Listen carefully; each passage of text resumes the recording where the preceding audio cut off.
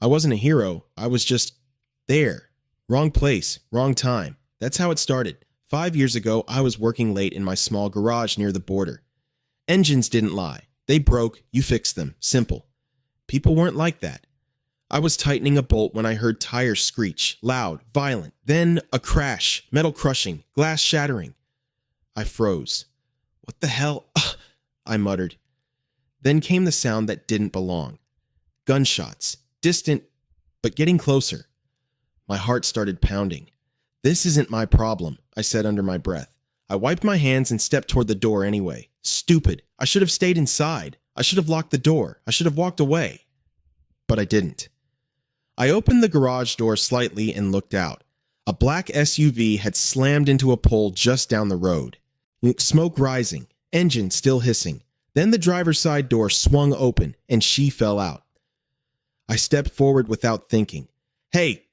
She hit the ground hard, didn't move for a second. Then slowly, she pushed herself up, covered in blood, her hands shaking, her breathing uneven, but her eyes. They locked onto mine instantly, sharp, alert, dangerous, not the eyes of someone helpless. Help me, she said. Her voice was low, controlled, even like that. I hesitated. You need a hospital, I said. No, she snapped. No hospital. That's not how this works, I replied. You're bleeding. I said no, she repeated, stepping closer. I raised my hand slightly. Okay, relax. More gunshots echoed in the distance. Closer this time. She glanced back, then grabbed my shirt. Please, she said. Wow, this time. Her voice cracked. Just a little. Hide me. I looked at her, really looked. Blood on her clothes, bruises on her face, but her posture, still strong, still standing. Who's after you? I asked. She didn't answer. That told me enough. I shook my head. This is trouble, I said. Yes, she replied. At least you're honest. She tightened her grip. Please. I glanced down the road again, headlights, getting closer. Damn it, I muttered. I grabbed her arm. Move! I pulled her into the garage. Inside, now. She stumbled, but followed. I shut the door quickly and killed the lights. Sit, I said, pointing to a chair. She didn't argue. Good. I grabbed a cloth and a small kit. This is going to hurt, I warned. I've had worse, she said. I cleaned the wound on her arm. She didn't flinch. Yet not once. Who are you? I asked. Does it matter? She replied. Yes, I said. Because people with guns are looking for you. She stayed silent. I sighed. Fine, don't tell me. I wrapped her arm. You'll live. I don't plan on dying, she said. I almost smirked. Good attitude. Outside, a car slowed down. We both froze. Voices, men. The crash was here. Check the area. My heart dropped. They're here, I whispered. She stood up immediately. Back exit? She asked. I nodded. This way. I led her toward the back door. Stay low, I said. She moved like she'd done this before. Careful, precise. We reached the door. I cracked it open. Clear. For now, I muttered. She turned to me. Why are you helping me? She asked. I shrugged. Guess I'm stupid. She studied me, then nodded slightly. I won't forget this. Yeah, I said. You probably will. A faint smile touched her lips. No, she said quietly. I won't. I handed her a set of keys. There's an old car behind the shed, I said. It runs. She took them. Our fingers brushed for a second. Her grip tightened. Thank you, she said. I nodded. Go. She stepped outside, then paused, looked back at me. For a moment, she didn't look dangerous, just human. Then it was gone. She disappeared into the night. I stood there for a second, listening, waiting. The voices out front faded. Cars drove off. Silence returned. I let out a breath I didn't realize I was holding. What the hell did I just do? I whispered. I closed the door slowly, went back inside. Everything looked the same. Same tools, same oil stains, same life. But it didn't feel the same. Not anymore. I sat down heavily. This is bad, I muttered. Really bad. I didn't know her name, didn't know her story, didn't know why people were trying to kill her. But I knew one thing. People like that didn't just disappear. They came with consequences. I ran a hand through my hair. You should have walked away, I told myself. You should have stayed out of it. But it was too late. I had already made my choice, and something told me. That choice was going to follow me for a long time, maybe forever. I leaned back in the chair, staring at the ceiling. Yeah, I said quietly. I should have walked away. But deep down, I knew the truth. Even if I had the chance again, I wouldn't.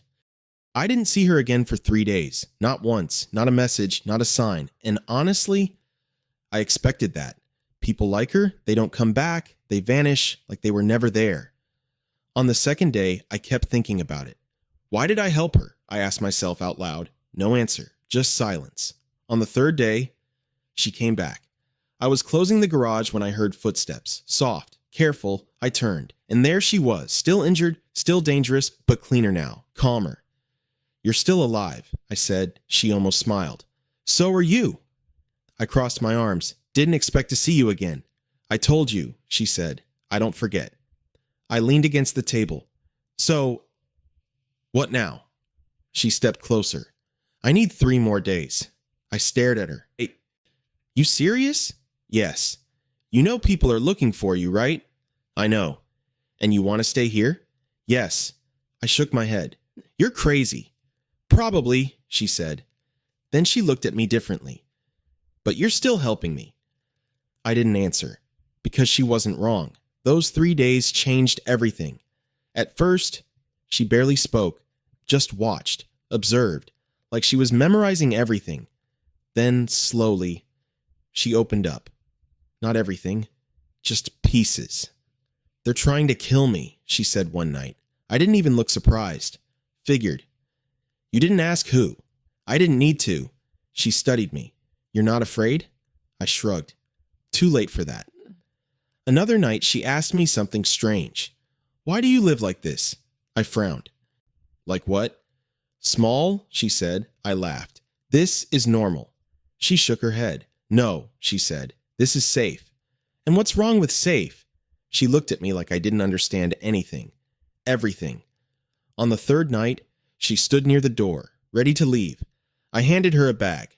Money, fuel, directions, I said. She took it. Didn't speak. Then she looked at me. Really looked. Not like before.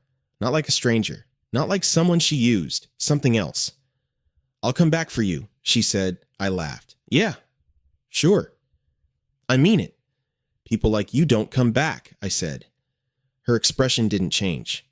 I'm not people, she replied. Then she left. And just like that, she was gone. Days turned into weeks, weeks into months, months into years. Nothing. Ye's no sign, no trace. Eventually, I stopped thinking about her, stopped expecting anything. Life went back to normal, or at least, I told myself it did. 5 years passed. Then, one night, everything changed again. I was closing the garage. Same as always, same routine, same life. Then I heard engines. Multiple, not normal. I stepped outside and froze. Black cars, one after another, pulling up, a convoy. Men stepped out first, suits, weapons, cold eyes.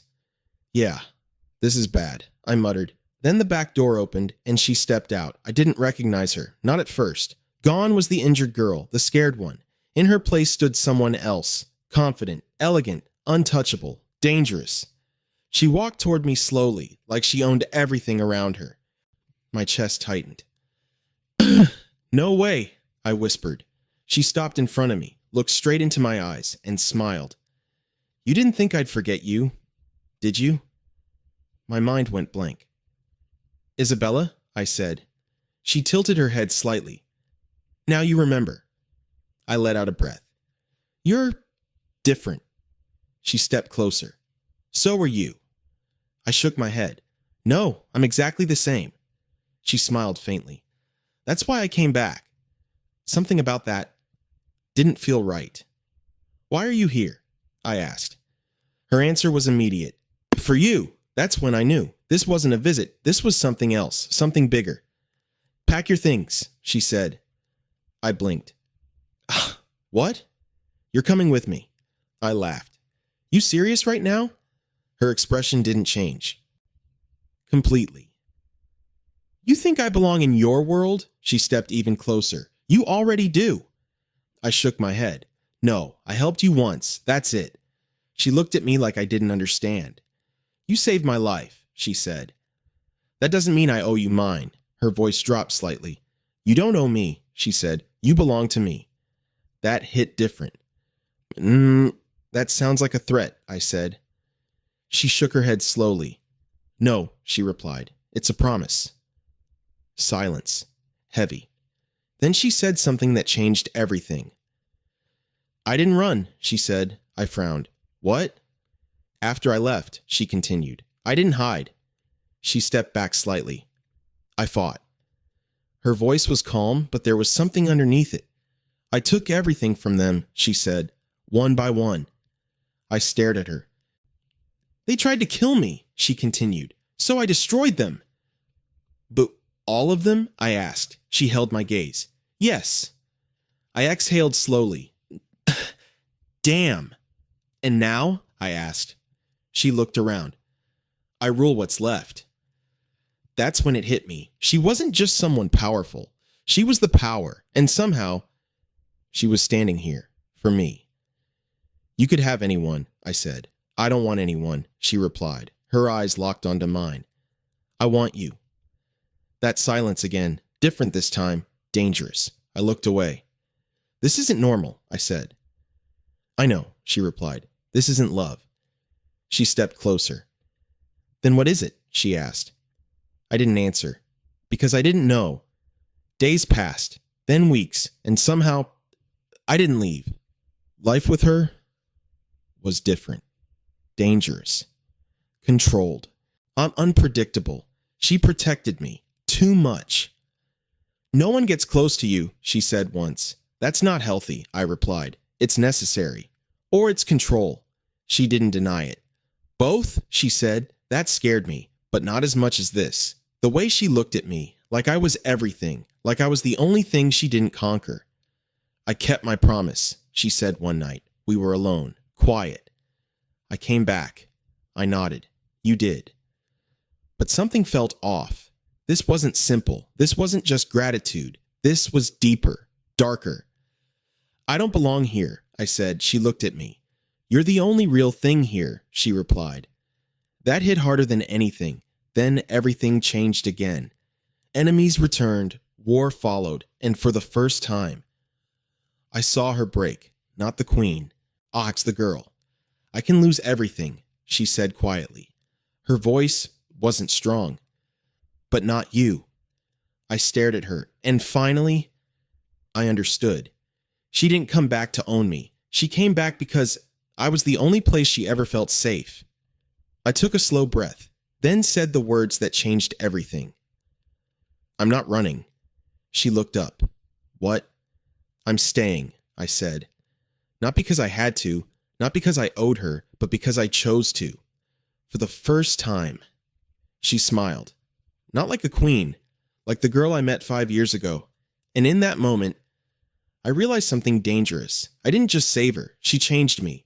And now, there was no going back.